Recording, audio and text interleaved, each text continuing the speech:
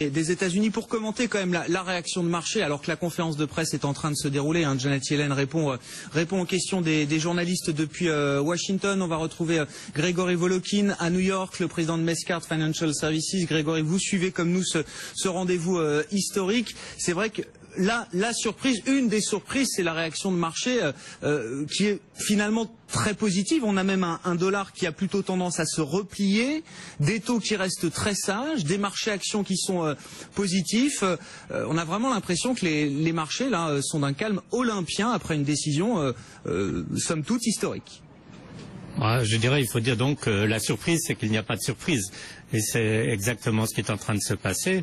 Je dirais que les surprises, elles vont venir et elles viendront sûrement l'année prochaine.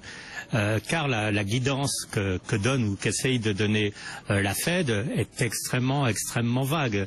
On n'a pas de calendrier, on a des anticipations d'inflation qui sont maintenant pour 2017-2018 au niveau que la Fed souhaiterait. Donc en fait la Fed se laisse vraiment la carte blanche et quand elle parle de graduel, ça veut dire que bon, elle peut monter les taux au mois de juin, elle peut monter les taux au mois de mars, 2 fois, 3 fois, enfin elle ne donne vraiment pas d'indication. Et franchement, je pense que si elle a monté les taux aujourd'hui, c'est qu'elle en avait tellement parlé qu'il fallait qu'elle le fasse. Essayer de justifier aujourd'hui par les chiffres économiques, c'est très difficile parce qu'on a pratiquement les mêmes chiffres aujourd'hui qu'on avait il y a 6 mois. Et il y a 6 mois, la Fed n'avait pas monté les taux. Donc tout ce que je dirais, c'est que les marchés aujourd'hui, ce qu'ils apprécient, c'est qu'il n'y ait pas de surprise, vu que les marchés détestent les surprises. C'est gênant quand même qu'on n'ait pas un cap, quelque chose d'un peu visible. Alors on ne demande pas un calendrier précis, on comprend bien que la situation est tellement extraordinaire que voilà, ce cycle de hausse de taux sera lui aussi complètement atypique. Mais est-ce que ça peut gêner à un moment les investisseurs? Alors pas aujourd'hui, pas sur la réaction immédiate, mais un peu plus tard dans le temps, est-ce que ça peut être gênant pour les investisseurs?